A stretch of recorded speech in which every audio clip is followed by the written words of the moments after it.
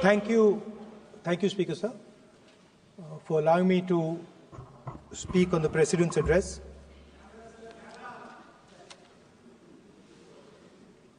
Camera. Thank you. Double thank you, sir.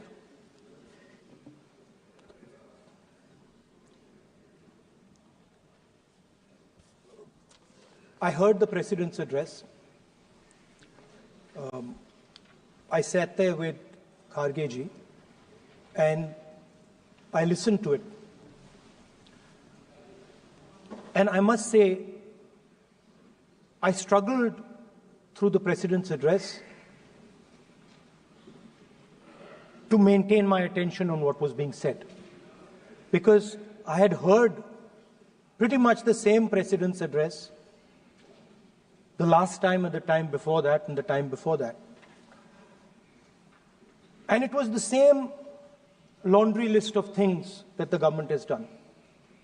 We have done this, we have done this, we have done this, 50 or 100 things that the government has done. And so while I was sitting there, I was thinking, okay, I am being critical about what is being said.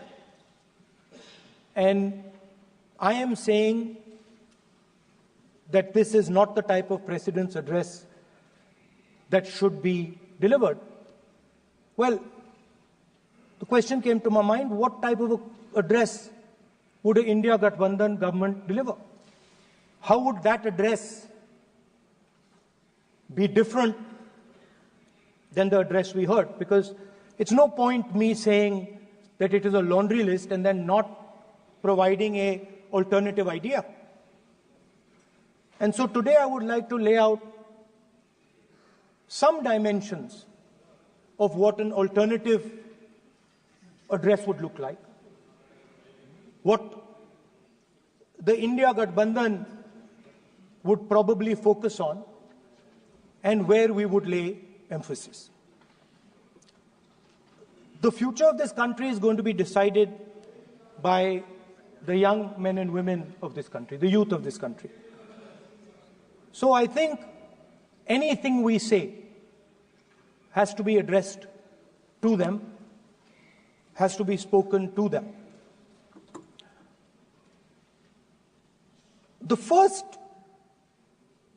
thing in front of us, and this is something I'm sure the Prime Minister would accept and pretty much everybody in this room will accept, is that even though we have grown fast, we are growing slightly slower now, but we are still growing. A universal problem that we have faced is that we have not been able to tackle the problem of unemployment. No, neither the UPA government nor today's NDA government has given a clear-cut answer to the youth of India about employment. I don't think anybody in this room will disagree with me. I'll give a little statistic for the Prime Minister.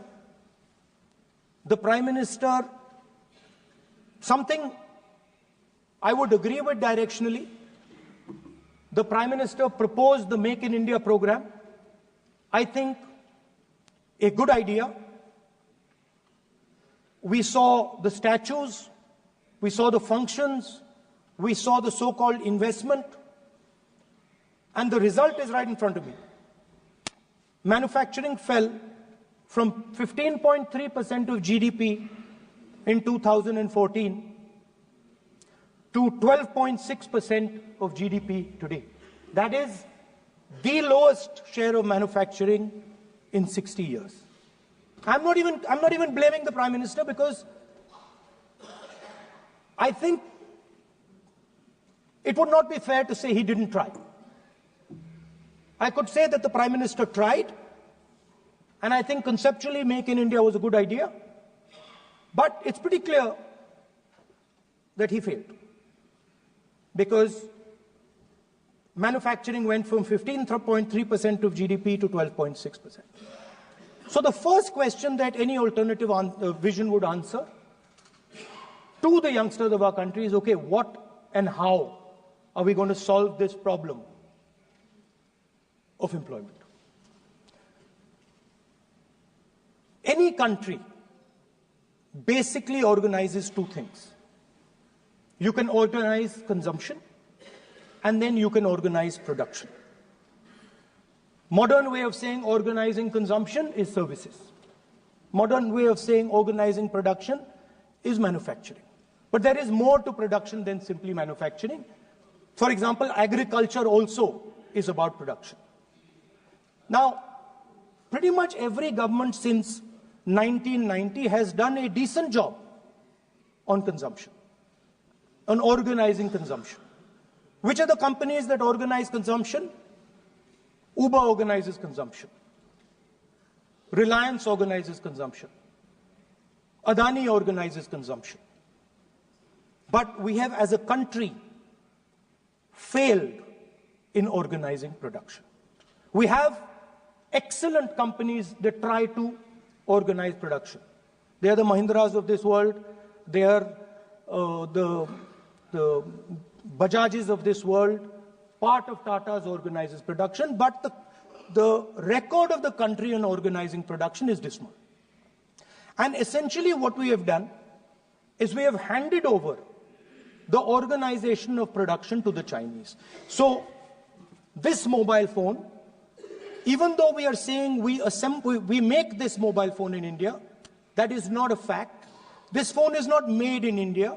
This phone is assembled in India. All the components of this phone are made in China. The network that has produced this phone is made in China, is owned by China. So every time we use a phone, every time we wear a Chinese shirt, a Bangladeshi shirt, every time we wear a pair of Chinese sneakers, we are paying a tax to China. Because some Chinese youngster is earning a salary to make or to produce that product. So the first message I would give in a presidential address would be that India has to focus completely on production. Because if we do not focus on production and we continue to focus only on consumption, we will find that we will run huge deficits, we will increase inequality, and eventually we will run into a serious problem. Social problem because of unemployment, which we are already facing. If you look at the numbers of the amount of people who are in jail, if you look at the numbers that are spent on internal security, if you look at the numbers spent on our police forces, they're all spiraling. They're all rising. And everybody understands that social tension is on the rise in India. So now the next question comes, okay, so where is this employment going to come from? What is India going to produce? And for that, I'd like to tell all the youngsters of this country that there is a revolution taking place, an exciting revolution. The world is transforming completely. And the change that is taking place, at the heart of the change that is taking place, we are moving from the world of the internal combustion engine to the world of the electric motor. We are moving from petrol to batteries. We are moving wind, solar, potentially nuclear energy. So our entire way of moving is changing. And this is going to change every single thing. It is going to change warfare. It is going to change medical treatment. It is going to change education. It is going to change how we eat. It is going to change every single thing. Now, the last time there was a revolution, called the computer revolution, the government of India had a clear focus. We looked at that revolution. It was the Congress government. We looked at the revolution and we decided clearly that we are going to focus on the development of software. And we rode the wave of that revolution. And today you can see the result. I remember people laughing. I remember people laughing when the computer was being talked about. You mentioned Mr. Vajpayee. I respect Mr. Vajpayee, but Mr. Vajpayee gave a speech saying that computers are of no consequence to India. So, what is important when there is a revolution? What is important is that you understand what are the drivers of that revolution and where exactly do you need to focus, where exactly do you need to sit in that revolution. I said that this revolution is going to change everything. And I want the youngsters in this country to think about it. There is a war going on in Ukraine. The war in Ukraine is actually a war between the internal combustion engine and the motor, the electric motor. The electric motor is inside the drone, the engine is inside the tank. And if you look at what is going on in Ukraine, the tanks are dying by the thousands. And small little drones with electric motors, small batteries, not much bigger than that, are destroying the entire tank artillery infrastructure of both Ukraine and Russia. So the drone is the electric motor. The drone is the battery. The drone also needs to see. So the drone is a camera. In the same way, electric cars. The electric car is a motor. The electric car is batteries. The electric car is cameras. Robots are exactly the same thing. Robots are electric motors, multiple electric motors with cameras, with batteries. And this is what the revolution is going to look like. So there are basically 4 technologies that are driving this entire change in mobility. Electric motors, batteries, optics, and then on top of that, you can apply AI. Now I want to tell the youngsters of this country, people talk about AI. But it's important to understand that AI on its own is absolutely meaningless. Because AI operates on top of data. Without data, AI means nothing. And if we look at data today, there is one thing which is very clear. Every single piece of data that comes out of the production system in the world, the data that was used to make this phone, the data that is used to make electric cars, the data that is used to make basically all electronics on the planet today is owned by China. And the consumption data is owned by the United States. In China, the consumption data is owned by China, but in India, companies like Google, companies like Facebook, companies like Instagram, X, they own our consumption data. So if India wants to talk about AI, it has to first answer the question, what data is going to power that AI? And the answer today is India does not have that data. Neither does India have production data, neither does India have consumption data. We have handed our consumption data to the big American companies, and the production data we don't have anyway. So what would that vision look like? The first thing, we would start getting youngsters excited about this revolution. We would start to introduce the idea of a completely new way of moving, a complete revolution in how things move. We would start teaching our children in schools about batteries, about electric motors, about how these things combine, about how drones, robots, electric cars are structured, how they will work together. And most important, we have to start building a production network so that we can get access to production data. Now, what would we focus on? We would not give you a laundry list. China has at least a 10-year lead on India in this space.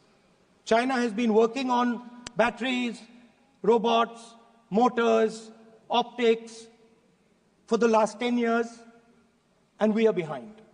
So what would our president's address say to the youngsters? We will choose critical areas in each one of these technologies, and we will start to build capabilities in those areas. The second thing we would do, we would ensure that our banking system is not captured by 2 or 3 companies that basically do not allow you to build a production system. But our banking system is open, is dynamic, and is accessible to small and medium businesses and to millions and millions of entrepreneurs who want to take part in this revolution. Our foreign policy would take into account this revolution. When we talk to the United States, we would not send our foreign minister to invite our prime minister to his coronation. We would not send him 3 or 4 times, please invite our prime minister. Because if we had a production system and if we were working on these technologies, the American president would come here and invite the prime minister. So it is important to understand where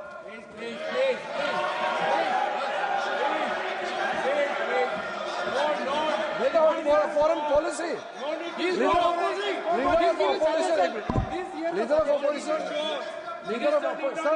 Leader of opposition cannot make. This is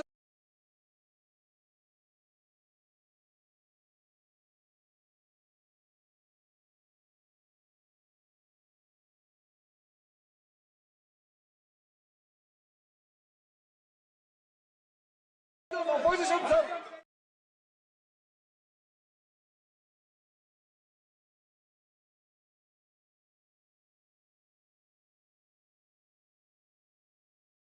For the country, he is giving. Leader of opposition has the information from any official source.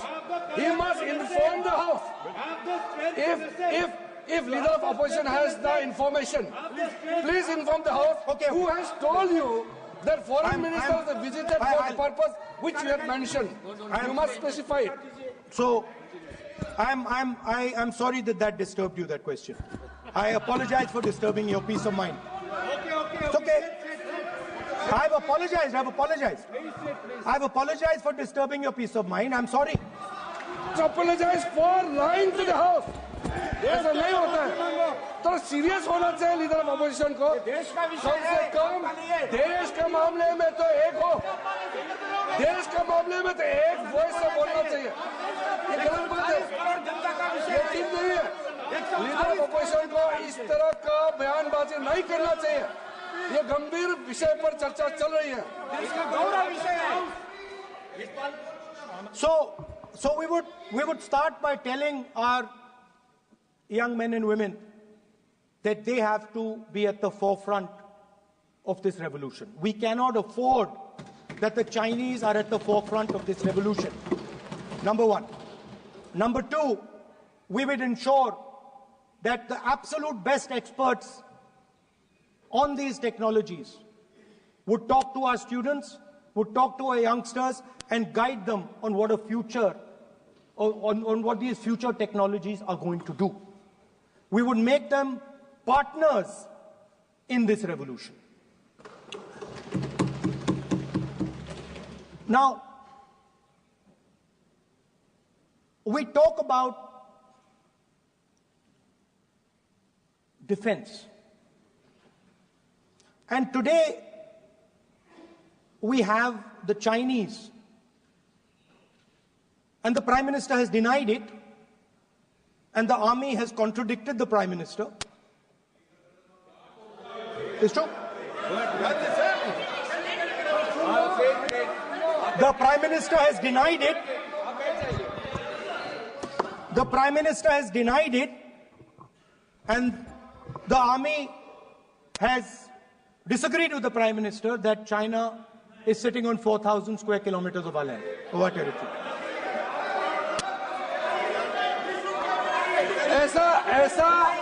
ऐसा इस सदन में अब मन चाहे बात नहीं बोल सकते हैं. ये बिल्कुल ठीक नहीं है सर. ये सीरियस मामला है. आप फॉरेन पॉलिसी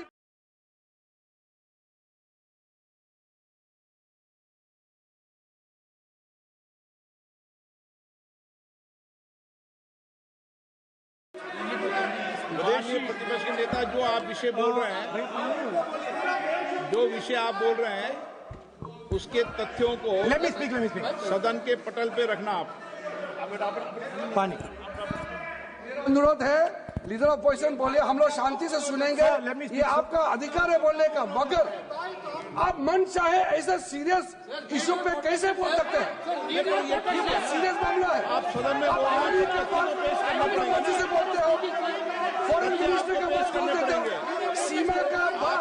ऑफिशियल वर्जन से अलग बात करते हैं। ऐसा मत बोलिए, ये देश के लिए ठीक नहीं है। आपको सीरियस होना पड़ेगा लीडर ऑफ ऑपोजिशन। ये गंभीर मामले को आप ऐसा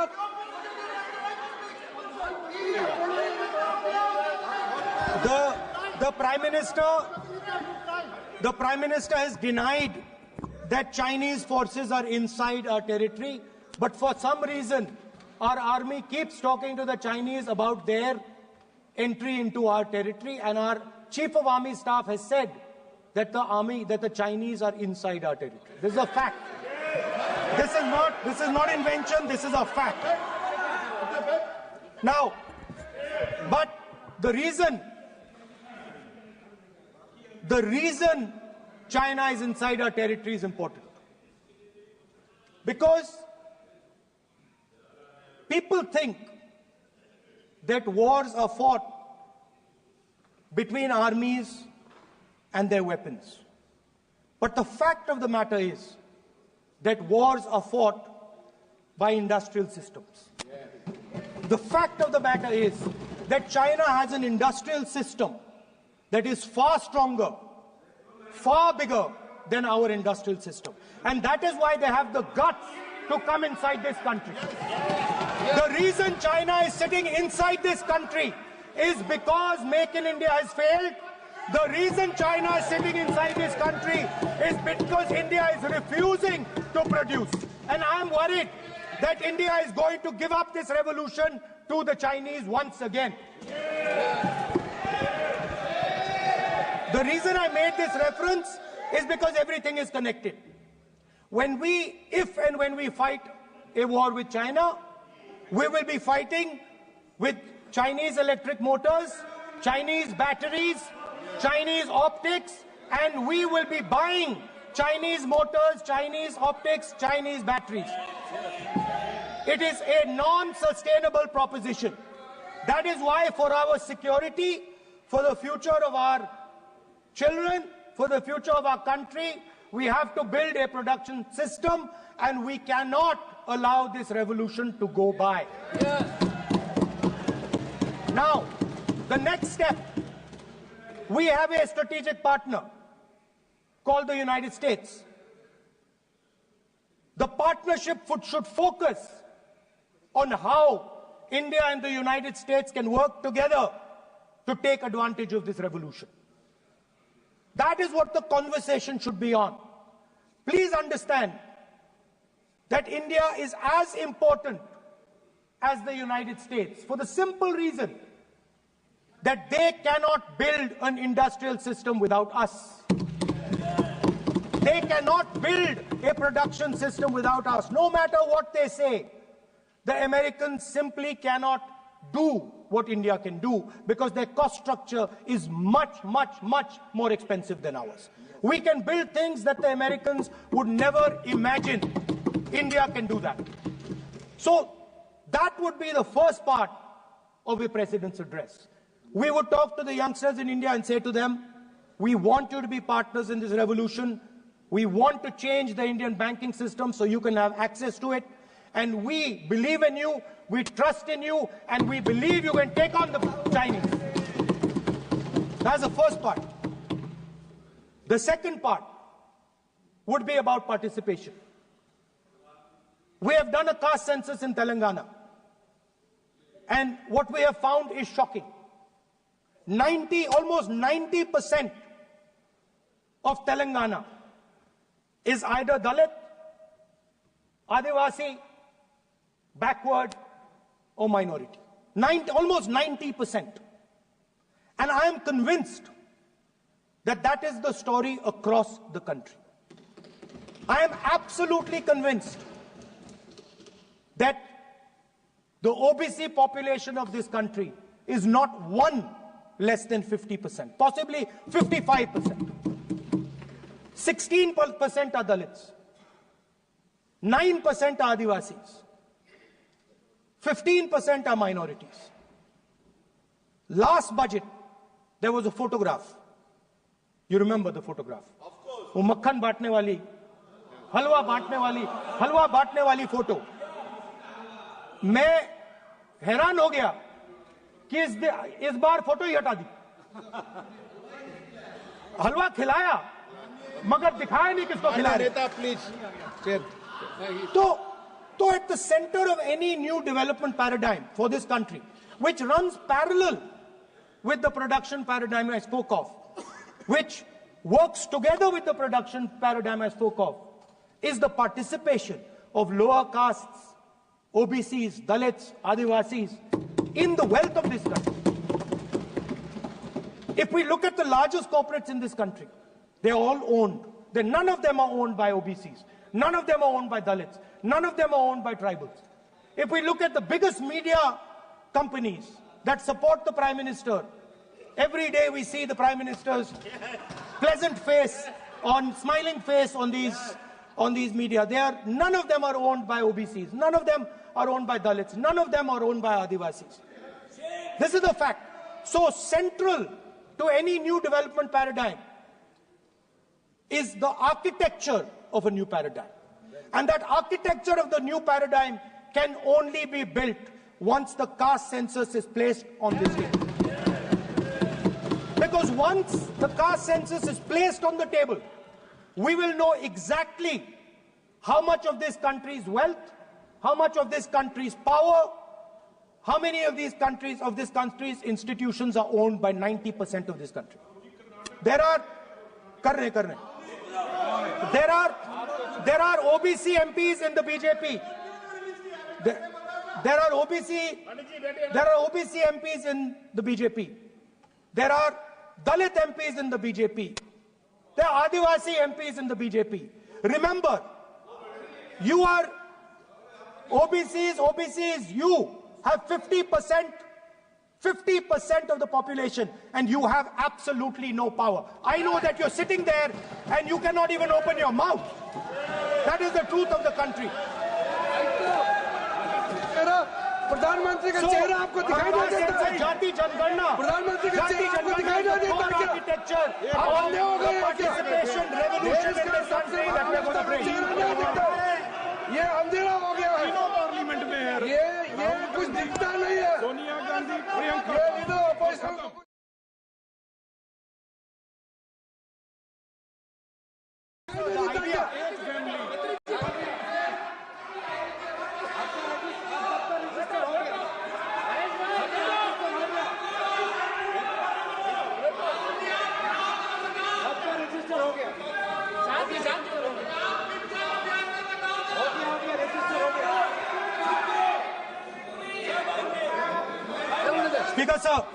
Speaker sir, so the idea is, on one side, allow India and the Indian youngsters to participate in the coming mobility revolution. Allow them to participate in building robots, in building drones, in building electronic items, in building EVs. And on the other side, running parallel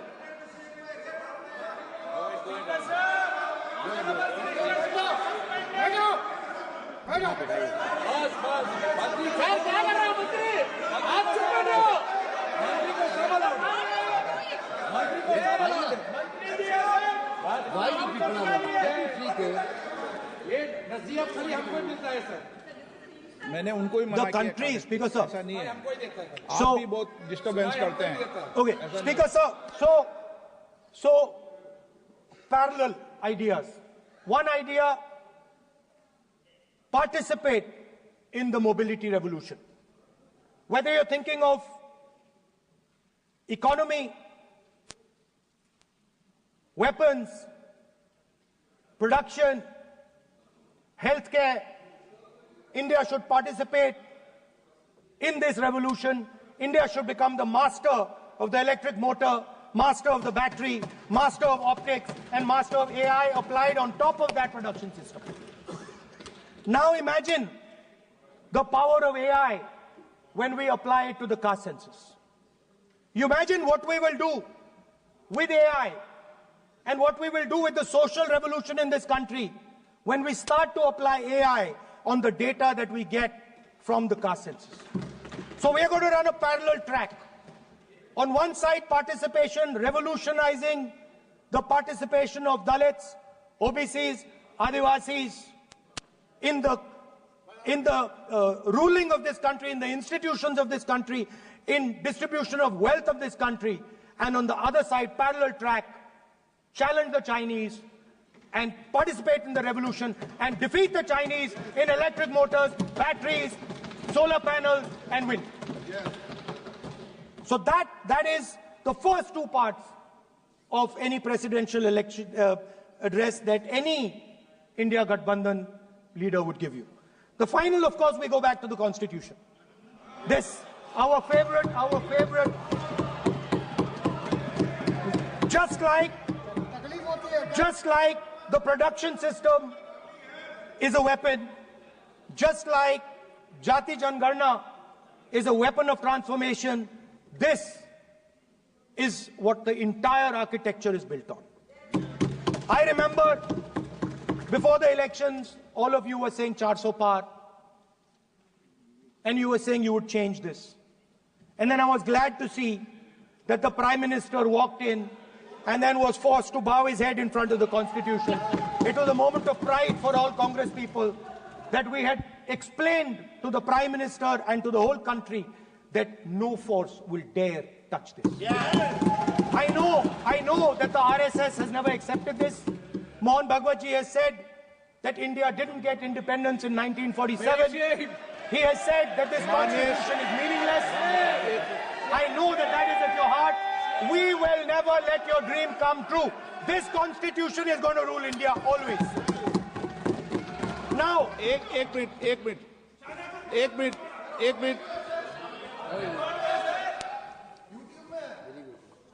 आप प्रतिपक्ष के नेता हैं। मेरा आपसे आग्रह है कि जो विषय आप रखें वह तथ्यों के आधार पर रखें, तो उचित होगा। मैंने आपको पहले भी कहा, और जो सदन के सदस्य नहीं हैं उनकी चर्चा न करें। बताता हूं सर, मोहन भागवत आप नियम प्रक्रियाओं की पालन करें। सर, आपसे अपेक्षा। सर, मोहन भागवत जी ने स्टेटमेंट दिया। मोहन भागवत का statement sir,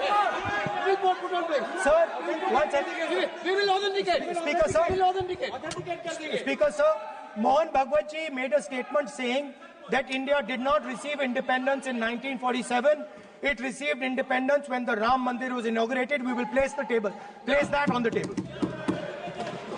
Now, sir, I would like to mention one small thing, but very important thing. Speaker sir, this constitution is supported by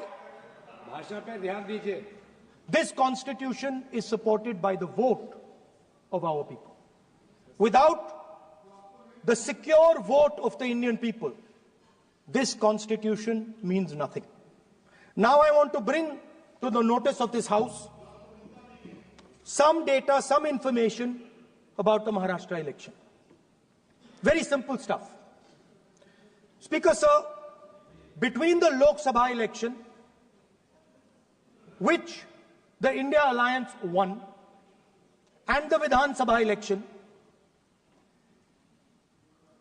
the voting population of Himachal Pradesh was added to the voting roll of Maharashtra. Meaning the entire population of Himachal Pradesh was added to the voter rolls of Maharashtra. Please understand what I am saying. In Lok Sabha, the difference between Lok Sabha and Vidhan Sabha was the population of Himachal. The entire population. What? Almost 70 lakh new voters suddenly arrived between Lok Sabha and Vidhan Sabha. Now, the most interesting part, and the Prime Minister is not looking at me. The most interesting part,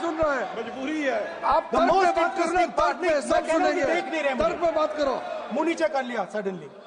The most interesting part is,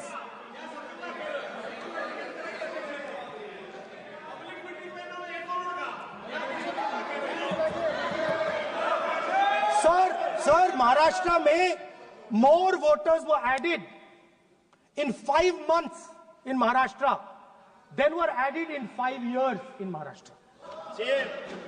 जितने 5 साल में add हुए उससे ज्यादा 5 महीने में add हुए, आखिरी 5 महीने में लोकसभा चुनाव के बाद। सर, एक बिल्डिंग है सर शिरडी में, एक बिल्डिंग में 7,000 नए वोटर एक बिल्डिंग में ऐड हुए सर। एक बिल्डिंग में 7,000 नए वोटर ऐड हुए सर। सर, मैं कोई आरोप नहीं लगा रहा हूं, मैं कोई आरोप नहीं लगा रहा हूं, मैं सिर्फ ये कह रहा हूं सर कि ये इसमें कुछ ना कुछ प्रॉब्लमैटिक है कि हिमाचल प्रदेश जितने बड़े वोटर्स लोकसभा के बाद जादू से आ जाते हैं। अब हम क्या कह रहे हैं, हमने इलेक्शन कमीशन से रिपीटेडली कहा है कि हम आरोप नहीं लगा रहे हैं, आप एक काम कीजिए, हमें लोकसभा की वोटर लिस्ट दे दीजिए, नेम, एड्रेस और इलेक्ट्रॉनिकली दीजिए, और विधानसभा नहीं है। नहीं सर, नहीं नहीं नहीं नहीं नहीं नहीं स्पीकर सर, स्पीकर सर, वो सब वेबसाइट पे रहती है, सब जानते हैं, कभी भी कोई निकाल सकता है। स्पीकर सर, मैं समझा देता हूं sir. Speaker sir, speaker sir, वो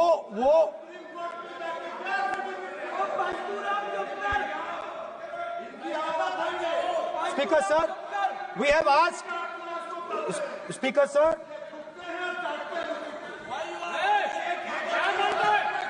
speaker sir, we are asking this question, we are asking this, speaker sir, population of Himachal Pradesh, please, population of Himachal Pradesh has voted, extra has voted in Maharashtra. We are saying to the Election Commission, please give us the names and addresses and polling booths of all the workers in the Lok Sabha and all the workers in the Vidhan Sabha, so we can calculate who these new workers are, who these new voters are. Interestingly, the new voters are mostly in the constituencies that the BJP has swept. Please understand, the new voters have been added mostly in the constituencies where BJP has swept. I am still not making an allegation. I am saying on the floor of the House that the Election Commission has to give the data of the Maharashtra elections to the Congress Party, to the Shiv Sena and to the NCP, so that we can see exactly where these voters have been added, who has been subtracted, who has been added, where they have been added. This is not a irresponsible request. This is a very simple request for them to fulfill. The reason I am saying this, sir, is because the rules have been changed. This is not just said in isolation. Speaker, sir, the election commissioner used to be chosen by the Prime Minister, Leader of Opposition, and the Chief Justice. Sir, the Chief Justice was removed from that committee. Why? Why? This is a question, sir. This is a question to the Prime Minister. Why was the Chief Justice removed from the committee? Now, in a few days, I am going to go to the meeting. I am going to go to the meeting. There's going to be Mr. Amit Shah and Mr. Modi ji. And there's going to be me. 2 to 1. Why am I even going to the meeting? What is the purpose of me going to the meeting? I'm only going to the meeting to certify what Modi ji and Amit Shah ji are going to say. Right? Whereas if the Chief Justice was there, there could be a discussion. Chief Justice and Leader of Opposition could say, no, we don't agree. So, there seems to be a calculated strategy. Now, just prior to the Lok Sabha, the election commissioner was changed and 2 new election commissioners were placed. Yes. We know that the election dates were changed. Yes. We know that the elections were postponed. These are facts. These are not things I am inventing. So, in order to safeguard this constitution, the entire opposition requests the data for the Maharashtra election. We request the data and the electoral voter list for Lok Sabha and the corresponding list for Vidhan Sabha. And I am very confident that the Election Commission will not give us this information. Speaker, sir, that is broadly. So the third element of our President's address would be a determined defense of India's institutions, of our democratic system, and a re-look at our entire democratic framework, and the looking again at all the institutions that have been taken away from the people of India. So those would be the type of things that we would say in a presidential address. I'd like to finally say one thing. In the last, थोड़ा बढ़ा देता हूँ. अब मैं थोड़ा और खींचूंगा. अब और खींचूंगा थोड़ा. अब और खींचूंगा. So in the last, there is a background, a philosophical background to what I am saying. Essentially, what I am saying to the youngsters of India and to this House is that instead of focusing on multiple things, instead of telling us a laundry list, give us a strategy, give us a vision, make it clear, right? Now, there is a philosophical basis to this. There is even a deep philosophical basis to this. I showed you the picture of Shivji, which you didn't allow me to show. I showed that picture for a reason. What does that picture tell us? If you look at that picture carefully, it tells us focus carefully. Do not get distracted. Do not look here and there. Do the job at hand. So there is a philosophical basis to the speech I have given. I have not told the House and the country that we will do this, and this. This is the philosophy of Shivji. Say what you have to say, but be clear that you're going to do that one thing and don't do 56, 70 different things. So there is a link between our philosophical tradition, our religious tradition, and what I'm saying. And that is what India needs to do. India needs to connect the past, the values of the past. You talk about Sardar Patel ji, but you destroy Sardar Patel ji's values every day. You talk about Ambedkar ji, you destroy his values every day. You talk about Nehru ji. No, you don't talk about Nehru ji. Right? You bow in front of Buddha. You destroy what he says. So the point is, you have to be truthful to what you are, right? And it is important that when you are giving a way forward to the nation, there is clarity of purpose. There is no hatred, there is no violence, there is no anger, because these things are destroying our country. So my speech has not been angry, has not been nasty. My speech has been very polite, very kind, and I thank the Prime Minister for coming and listening to it.